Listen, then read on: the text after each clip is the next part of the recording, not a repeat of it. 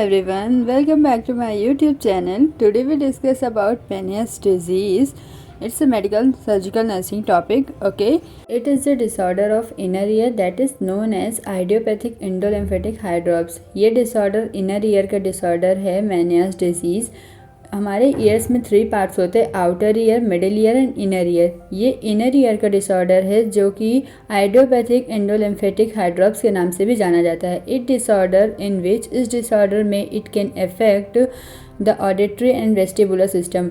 Vestibular system and auditory system को भी affect कर सकता है. Okay, it is characterize by sudden and recurrent episode. इसके ये कैरेक्टराइज होता है सडन और रिकरेंट एपिसोड से, like dizziness, tinnitus means ringing in the ear, progressive hearing loss usually in 1 year. 1 year में ये साइंस होते हैं. Okay, it is cause by dilatation और swelling of the endolymphatic sac. Endolymphatic sac में dilatation और swelling होती है जिसकी वजह से ये कॉज होता है. एंड ये affecting the drainage of endolymph. Endolymph में जो ड्रेनेज होने लगता है लिक्विड फॉर्म में, और other of the vestibular system in inner ear. Inner year के वेस्टिबुलर सिस्टम में जो कि रिस्पॉन्सिबल होता है बॉडी सेंस और बैलेंस के लिए. Okay, definition, it is disorder of inner ear. ये इनर ईयर का डिसऑर्डर है which cause episode of vertigo. Vertigo के एपिसोड कॉज करता है. Ringing in the year means tinnitus.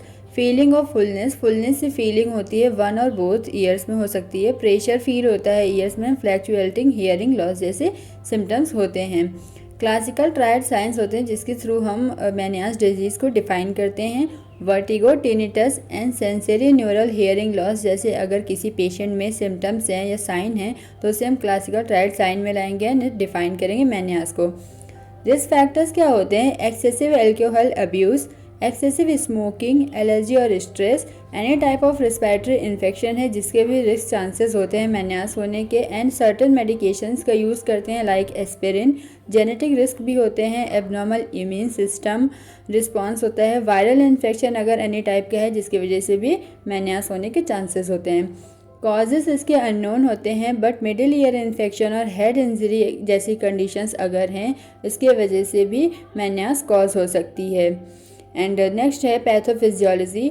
Due to etiological factors lead to overproduction of endolymph. Endolymph में overproduction lead होता है and lead to excessive accumulation in inner ear. Inner ear में excessive accumulation होता है liquid form का and then increase होता है pressure.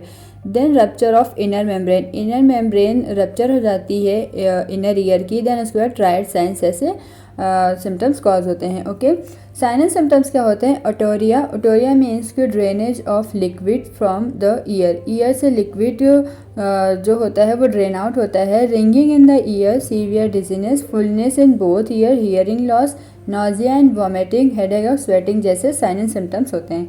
हम कैसे डायग्नोस करेंगे मेनियर्स को? Through the physical examination, audiometry and otoscopy के थ्रू हम डायग्नोस कर सकते हैं. बैलेंस असेसमेंट भी करते हैं जिसमें 3 टेस्ट होते हैं. फर्स्ट है वीडियो नेस्टेग्मोग्राफी. वीडियो नेस्टेग्मोग्राफी क्या होता है? These test measure balance by studying eye movement. Eye movement की स्टडिंग के थ्रू हम बैलेंस मेजर करते हैं. Follow eye movement by using temperature changes.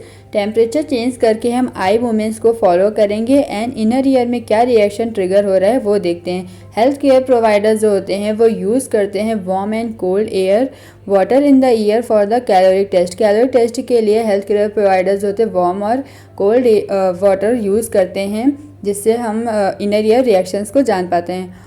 पोस्टीरियोग्राफी क्या होती है? This test show which part of the balance system you really और the most and which part में कॉज प्रॉब्लम. इस टेस्ट के थ्रू जो हेल्थ केयर प्रोवाइडर होते हैं उसमें ये शो होता है कि कौन से पार्ट में बैलेंस सिस्टम जो है वो प्रॉब्लम कॉज कर रहा है. ओके, इलेक्ट्रोकोक्लियोग्राफी क्या होता है? This test look at how the inner ear react to sound. इस टेस्ट में देखते हैं कि इनर ईयर में जो साउंड है वो कैसे रिएक्ट कर रहा है एंड ये हेल्प करता है अगर इनर ईयर में जो फ्लूइड है वो बिल्डअप हो रहा है. But this test is not given only Meniere's disease. ये टेस्ट ओनली मेनियर्स डिजीज़ के लिए नहीं होता है, और भी टेस्ट कर सकते हैं.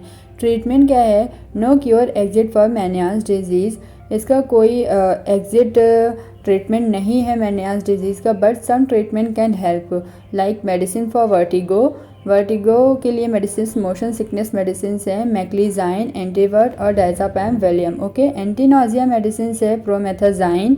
डायरेटिक्स होते हैं वो फ्लूइड रिटेंशंस को कम करने के लिए होती हैं। कुछ नॉन इन्वेसिव थेरेपीज़ भी होती हैं लाइक रिहैबिलिटेशन में हम बैलेंस प्रॉब्लम जो होती है बिटवीन वर्टिगो अटैक और वेस्टिबुलर रिहैबिलिटेशन के थ्रू हम इसे इम्प्रूव कर सकते हैं बैलेंस को, और हियरिंग एड्स के थ्रू भी हम हियरिंग इम्प्रूव कर सकते हैं।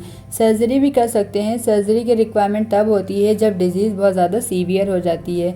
एंडोलिम्फेटिक सैक सर्जरी होती है, ये हेल्प करती है, कंट्रोल करती है इनर ईयर फ्लूइड लेवल को। Okay, care provider place a tube inside your year. Care provider एक ट्यूब जो है वो ईयर में इंसाइड करते हैं, जिससे एक्स्ट्रा फ्लूइड जो होता है वो ड्रेन आउट कर लेते हैं एंडोलिम्फेटिक सैक सर्जरी के थ्रू। लेबरेंथेक्टमी में क्या करते हैं, with in this procedure surgeon remove the part of year causing vertigo. जो वर्टिगो कॉज कर होता है उस पार्ट को सर्जन रिमूव कर देते हैं एंड ये कॉज करता है complete hearing loss in the ear. Okay, and एमएसएन्स की और वीडियोस के लिए आप मेरे चैनल की प्लेलिस्ट को भी विजिट कर सकते हैं। I hope you like this video. Thanks for watching.